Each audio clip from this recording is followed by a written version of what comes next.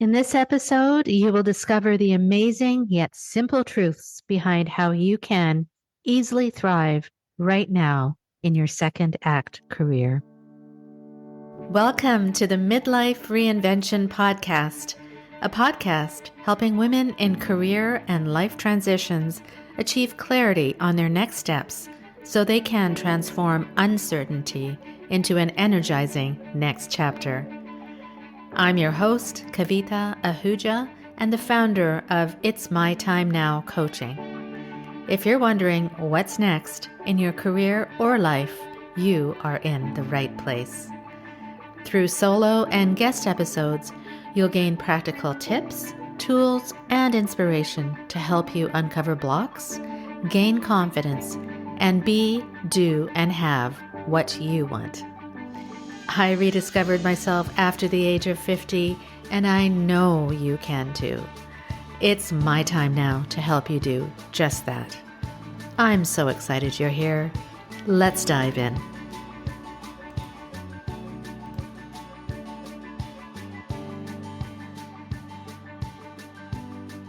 Welcome back to another episode of the Midlife Reinvention Podcast. In this episode, I speak with Catherine Sanford, a personal brand coach and career strategist, about how you can future-proof your career and thrive in your second act.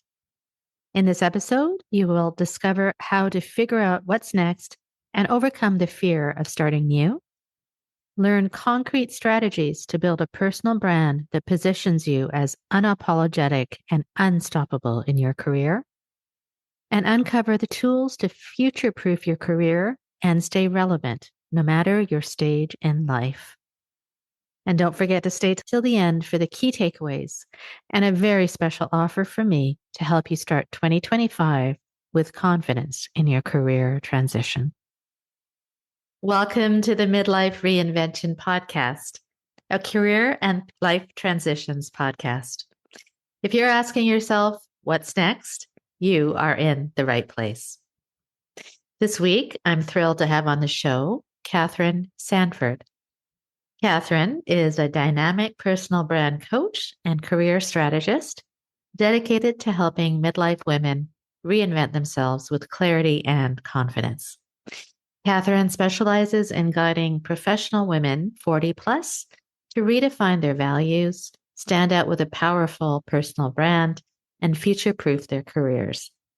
Drawing from her own journey of navigating career crossroads and over 20 years in recruitment, Catherine brings a unique blend of empathy, experience, and actionable strategies to help women get seen, heard, and valued in their next chapter. It's such a pleasure to have you on the show, Catherine. How are you doing today? All the way from New Zealand. Yeah, all the way from New Zealand. And it's a pleasure to be here, Kavita. Thank you very much for inviting me. And thank you for that lovely introduction. Thank you for being here. So I always like to start with my guests and kind of their reinvention story. So I'd love to learn, and I think our audience would love to learn what led you to where you are today as a personal brand coach and career strategist. I know that you were in recruiting for 20 years, as I mentioned, but maybe just tell us how you reinvented yourself. Oh, yeah, I can go way back. I think reinvention has been part of my life. If I look back at I was a secondary school teacher and loved being in the classroom, and then got promoted to being a deputy principal. Didn't realize what that role meant. So I went from teaching, which I loved, into administration, which I don't love. And it got to a point where I got very unhappy, very kind of lost and confused, didn't know what to do. And so then I started my journey of trying to find my place. And it's happened. I've reinvented so many times. I'm still reinventing even now.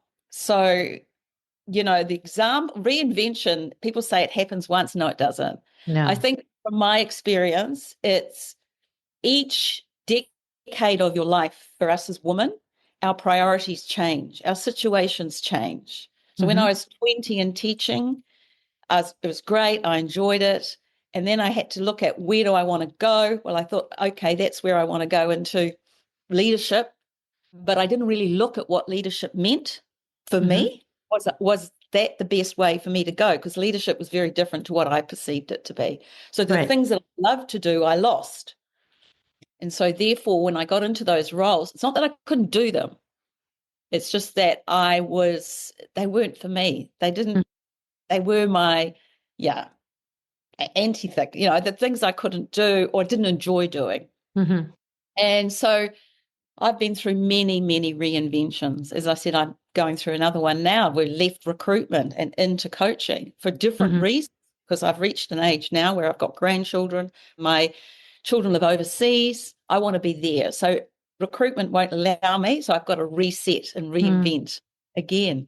Yes. So, yeah, there's many. I mean, my thing is, reinvention is a journey that, yeah, is lifelong. It's just Yeah. And I love that because it's not a static thing. I totally agree with you. I mean, we're not only reinventing every decade, I think we're reinventing every day. I mean, if we probably. look at it from a cellular level, it's like, but I think from what I got from what you said is it's really important to listen to how we are and what we really love and what we want. Because we can continue staying in like jobs that we hate. And I know many, many people who do that, and because they feel that there's no other choice. Along with the different transitions and changes that we go through, especially as women, there's also a lot of challenges. Oh, And I think anyone who's listening to this is probably like, maybe I want to do this. Maybe I want to leave this job and start my own business or get to a higher level, but I'm afraid, or I don't know where to start, or all these different challenges that come into our brains, into our thoughts. So tell us a little bit about some of those challenges that you might have faced that maybe had stopped you or that you're still facing, and how did you overcome them, or at least lessen them in your life? I got fired 3 times on my journey to discovering myself. Yeah. And yeah, on my third firing, as I said before, it wasn't because I couldn't do the job. It's just that I'd chosen the wrong job for me. Hmm. And I was actually delivering, but the environment didn't support the way I worked. And I didn't really know what to look for in a role. I'm good at interviews. I'm good at presenting myself. I can do the job, but I didn't understand what the nuances around environments that I had to look for to ensure that I could add value. So I ended up in roles where my type of personality didn't really suit that environment. I'm more of a person like, give me the challenge. I like delivering results. I love results. I like, give it to me. I'm Mm-hmm. not good at micromanaged. And so even though I was a manager, the person above me in the 2 incidences, and they were great people, but they just operated differently. And I didn't spend enough time analyzing that. So for me, that learning after the third time was I've just got to figure out who I am. And a very good friend of mine is a psychologist, and I was yakking away to her, and she said to me, she said, you need a coach. You can't figure this out for yourself because Mm-hmm. it's self-sabotaging. You've got to sort out what's going on here, and you've just got to invest in a coach. If you don't, you'll keep repeating this, and your kids are going to be confused because they don't know what you do because you keep Yes. getting. So that's what I did. That was the first thing I did. And I couldn't have done it. I couldn't have got myself into a place, even though I still keep, it wasn't a straight path, but it was at least gave me some direction and structure around Yes. how to Yes. move. And I was having to be accountable. A, I had to pay for it. So I had to Mm-hmm. find money.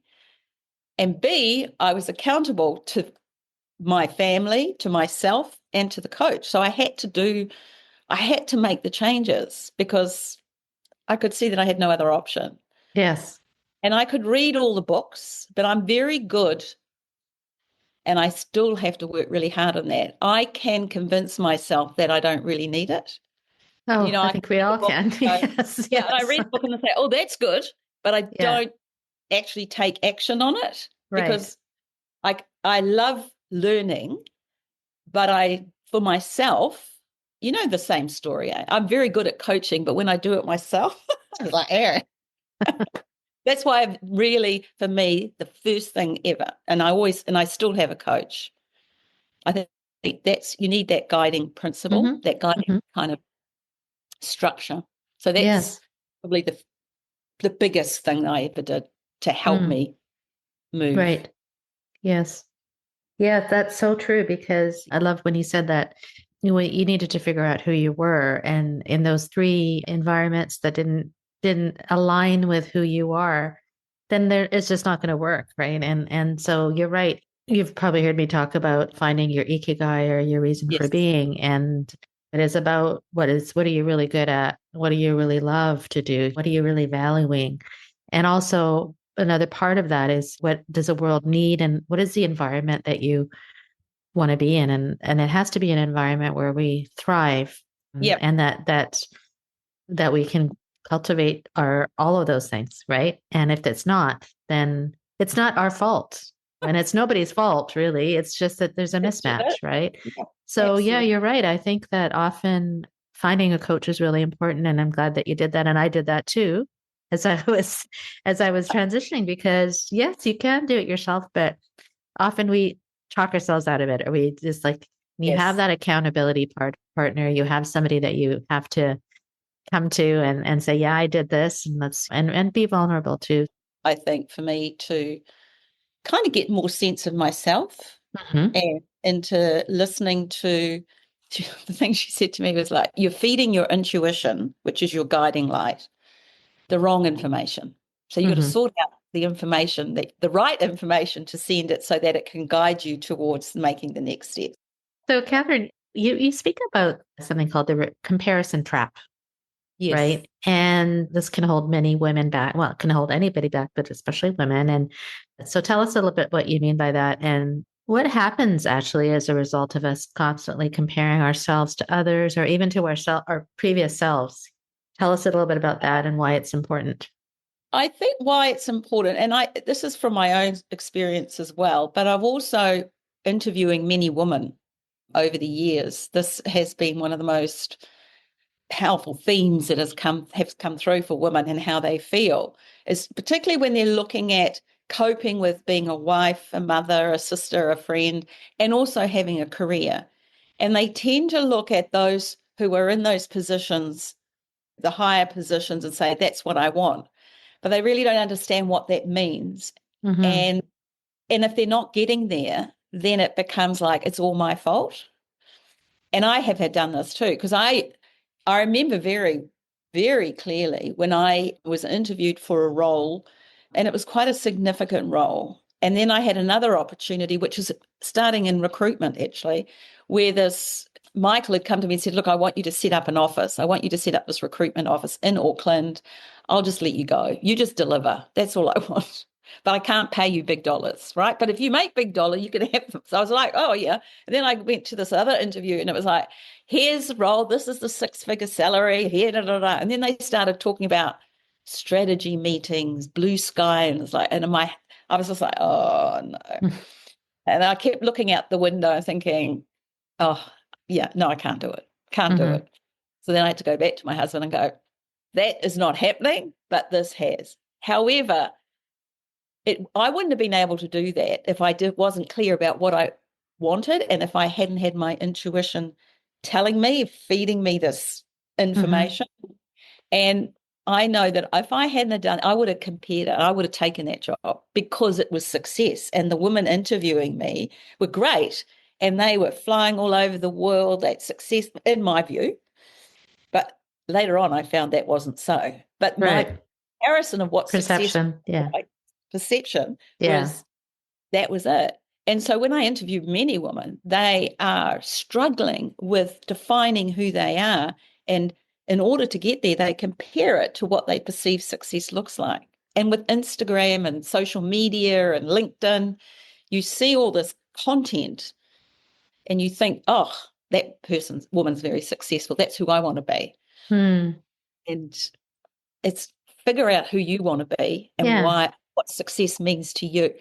Yes. Yes. And be your authentic self, right? And yeah, exactly. When we compare, I mean, even yeah, the social media, when we compare ourselves to others, and that also erodes our confidence, does it not? Like that's what I find with my clients is that even clients, for example, who had several who want to be coaches, and they even look at me and they say, "Well, you're so successful," and I'm like, "Don't like, don't compare. Like, you're your own unique person." One of the things I have and I always felt uncomfortable with this is fake it till you make it. It's like, Hmm. Mm-mm. what? I never knew how that worked. However, be the person you want to be. So if you want to be confident, act confident. Take the Hmm. step of confidence. Don't Yeah. fake anything, because that's not being you. Because Yes. one, you can act it, but you can't, you have to believe that I can be confident, I will be confident, or affirmation, or whatever it takes for you Hmm. to be that person you want to be, Yeah. do, right? Yeah. But if many women would say to me, "Oh, I'll just fake it till I make it." I was like, nah, that's not it. No, that's not going No. to work. Does that tie into what you're talking about, future proofing your career, right? And Yes. building a personal brand. And I know we talked a little bit about this before we started. So that word personal brand and is very in the media now, or it's there. So I wanted to get your opinion or your thoughts on what is really a personal brand and why is it so important, especially in the stage of life that we find ourselves in. So the personal brand, it's such a nebulous thing because it means different things to different people. But I think that the key thing for us as women, in the sense of what I call when we're at that crossroads of disquiet, it means that things are going on for us. We're at crossroads, of course, and we're not sure how to move forward or what's going on. And that's usually because we have no clarity. Hmm. We just don't know who we are, how to action that, and how to step into our power. And I think that's the start for me. The personal brand bit is working out who you are, how to step into your power. And I think how to be that person where you're unapologetic and unstoppable. So if you can walk into a room with the self-belief that I'm unapologetic and unstoppable, then you've got it. Then you've got it. That to me is a personal brand, right? How do we go about developing I that think personal it's brand? the implementation part, right? So that's where I Yeah. come up. So there's practical applications of that. There's platforms, there's your online profile, your Mm. CV, interview preparation, career strategy. Where do you want to go? What does that mean? So that's the practical implementation. So how am I going to do this? Well, you've got to line everything up. So Hmm. once you've got this belief in this, I know what I do. I know the value I bring. I know why I'm unique. When I walk into the room, this is what I deliver. You want it? Come get it. But you also have to support that and align that to your CV, how you present, how you network, and how people perceive you. So you've got to work on that Hmm. implementation page. And that's often the hardest for many, is getting that lined up. And that's where I spend a lot of time, actually getting them to line everything up so that when people see the CV, when they look at LinkedIn, when they go to the interview, it's all what you want It's it to be. all lined up. Yeah. I love it when All you said, "Come and get it." Yeah, this is me. Come and get it. And true. I guess that's what you mean by future proofing your career, right? Because it doesn't really matter what stage you're in as long as you're very confident in who you are, what you want, and then everything else aligns, then you really are. It's inevitable that you will get to be where you should be, right? Yeah. And there's this myth that when you reach your mid 40s, and for men and most for women, that your career, if you haven't got to the success of corporate, whatever, that your career's dried up, that you just stay in your job and off you go. You get to retirement and then you go and become all this. But I'm a strong believer that you need to stay relevant. If you want to be relevant at 70, if you want to be relevant at 60, 70, 80, you've got to start now. You've got to Yeah. start working on yourself. That's future proof. So, no matter what hits you in a sense of what does relevance mean to me right now, and how do I protect myself or work towards creating relevance when I'm 60 and 70. So, it's kind of Hmm. like being fit, right? If you want to be fit and mobile, like I am with my grandchildren, strong, able to chase after them, pick them up, and engage with them, I have to start working on my fitness and my mobility now. Hmm. And so that's why I've got a trainer and I work out, because to me, I want to be that fit, relevant, feisty 80-year-old, 90-year-old. Yeah. I love that. And so I've Yes. got to do it now. And that's Yeah. future proof. Yes. Same with brand, same with your Yes. career. Proof it because it's Yeah. about relevance. It's about being valued. It's making the contribution that you want to contribute, making an impact, having influence, being a leader. And that's where the opportunities start. So when you get to 45, it's figuring out how Mm. do I start working towards that? Hmm. Yeah, that's wonderful because if we make ourselves relevant and like you said, even like I'm thinking like I can see you in the gym and like being fit now, being fit physically, mentally, and like in Oh, your whole life, you have to be, if you want, like, I mean, obviously it has to come from you, but like if you want to be relevant in your later life, then you've got to start now. It has to be truthfully what you internally what you want, not what yeah. somebody else wants for you, right? Yeah. And the other thing I find is that when I'm talking with women looking at their career moving forward, they kind of want to box the solution. So it should be this. Mm, They don't look at the transferability of their skills and experience and wisdom as to it can be. And I talk about leveraging opportunities to being open and recognizing and knowing how to leverage opportunities that are presented to you or that you want to create are part of you being relevant. So it doesn't have to be, I'm going to be a CEO or I'm going to be a senior leader or general manager, whatever it is. It could be actually, I really want to make a difference. I know I have these skills. I want to work for social organizations, social enterprise. How can I make a contribution? What do I need to do? Or it could be talking to a friend and they go, okay, look, we've got this idea. Okay, this idea sounds pretty good. Let's have a look. Let's explore it. What could yes. it, rather than coming up with, it has to be this, I Mm-hmm. have to be doing this, it's about leverage. Mm-hmm. Love it. Relevance and leveraging. Those are two Yeah. words that came up. Yeah. And I think I was going to ask you, like, how do we rebuild our confidence? Especially maybe we've had, like you said, you were fired 3 times. So those are some setbacks.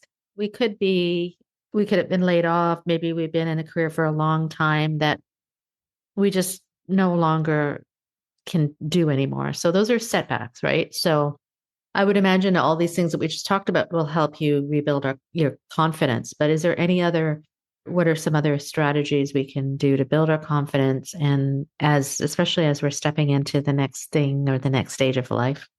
Yeah, I think it's an everyday journey, right? Yes. Even Yeah. doing this podcast, driving it, Catherine, you got to get ready. You can do this. You're all good. I turn off. You've got to do this.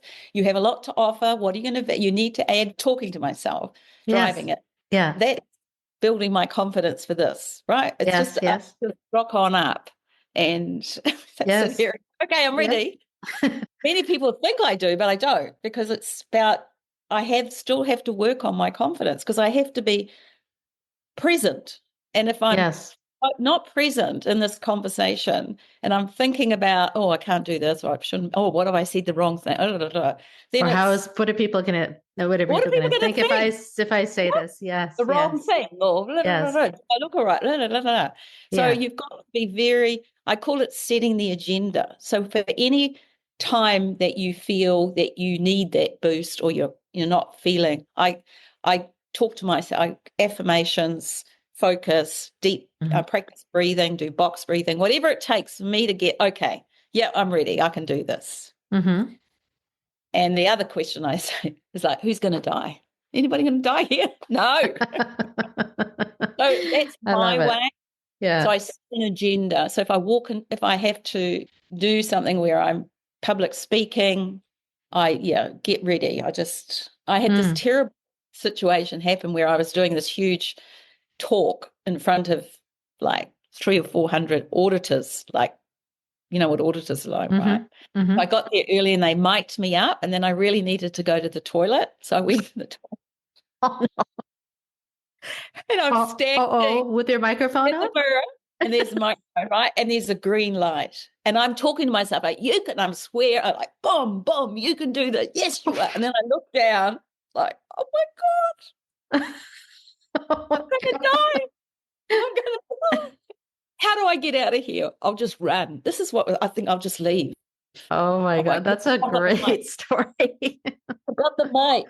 So I thought, okay, you just got to take a deep breath. I started to cry, and then I was like, oh my God, my makeup, all this kind of thing. I was like, oh. And then I just took a deep breath. I was like, okay, just walk in, just walk in. And whatever happens will happen. Just, just take it. There's And nothing what you can. happened? She hadn't turned it on. It was just on pause. Oh, okay. You said, oh, yeah, you would have seen the green light, but don't worry, I hadn't turned it on from the master. So don't worry, we never heard a thing. I was like, oh my God. Then she went, Oh. you're on. And I was like, But I'm just thinking if even if it was on, that's our perception of what are people going to think. But I'm wondering if yes, you said they were auditors, they're probably very serious, right? So they might have been like, they it were might have lightened it up. supportive It might have as lightened up well. the mood, right? It could Or like, not that they would be laughing at you, but it would lighten up the mood. Yeah, I love that. Those are great, setting the agenda, breathing, affirmations, all those things. I often say, who's going to die? So I often say, everything always works out for me. And then I take a deep breath yeah, and I believe it. I actually believe it. And you can't just say these affirmations without truly believing them. So it's a practice. yes, And every little thing, every day, the more and more we build these little practices into our lives that then you just do it. And then again, the action is important. And like you said, get up on the stage despite yeah, whatever happened before. And those little things really matter. And then it's like you look back and you go, that was easy. Or I can do more. And like I never would have thought at this 4 years ago that I'd even be doing this. So yeah, it's amazing how much we can do. And if it's all about the confidence and not some of the things that we talked about is like not comparing ourselves to others. Just be confident, have that ability to be unapologetic and unstoppable, as you said. So wonderful. It's really some really wonderful tips, and I really appreciate that. So tell us, Catherine, tell us it's a new year. So tell us what's in store for you this year and how people can find you and anything that you'd like to share around that. yes. Well, it's a new year and it's the start of a new year for me because I've left the coaching side and gone and set up my own coaching business, You've left which, the recruiting side. yes, the Yes. recruiting, left Yeah. the recruiting side. And yeah, so that's another reset, reinvent, start from Hmm. scratch. I was at a point where my priorities around what I wanted in my life right now had changed. I want to be with my family. My family live overseas. My grandchildren live overseas, so I want access and be able to work. And the Sure. best way for me to do that, and what I love to do is coaching. I like recruitment, but once again, I just needed to break away. And it was tough because I had to leave and start again. And Hmm. that's really tough. However, I've really got really good support and I've got online programs and I'm just about to launch my new website, but you can still find me on LinkedIn. So I'm active on LinkedIn and all of the info and where I'm at is shared on LinkedIn. And so Wonderful. hopefully launching my website within the next week or two, which is great. Hmm. My online program, I have a personal brand cohort program, which is unstoppable and unapologetic for group women 40s plus. I only take max 10. I prefer 8. And it's a 6-week program once a week where we work through an online program and once a week you come and we share our learnings and for an Wonderful. hour and a half. So we're there and that's good. And if you want to join, yeah, come at LinkedIn. You'll be able to get access to that on LinkedIn. And I do one-on-one coaching. So I do a lot of, I call it Elevate, which is part of what we were talking about before, which is where we take you through mindset, clarity, and confidence, Hmm. and then implementation, which is lining up how you want to be positioned, CV, interviews, LinkedIn, and we profile your external imagery. We go get photos, I assess them. We have a Nice. coach program. So those are the things that I'm very excited about. And all that information at this moment is on LinkedIn. Wonderful. Wonderful. I always like to just kind of end with any last words that you may have for listeners women who are thinking, okay, well, what should I do? What is my personal brand or whatever thoughts you may have to kind of end as a just a little piece of advice. I mentioned this earlier. When you're at the crossroads of disquiet, there's a little voice that's saying it's time. Listen to that voice. Just take one step, just Yes. one step. and you will find that it will start to progress towards the next step. But it's that voice, the crossroads quiet is the turning point that's telling you it's time. Yes, well, I believe that. It's my time now. So Yes. wonderful. I love that crossroads of just quiet and listening to that inner voice. I hear her every day. So Yeah, and I listen to her. So I do too. that's why I'm where I am now. So I would encourage that. It's wonderful advice. Thank you so much. I really appreciate your time today, and thank you and good luck with all this new adventure that your new reinvention for 2025. I'm sure it's Oh, going to thank be you very fantastic. much. Thank you very much. I've really enjoyed it. And go well. Thank you. Thank you. Thank you.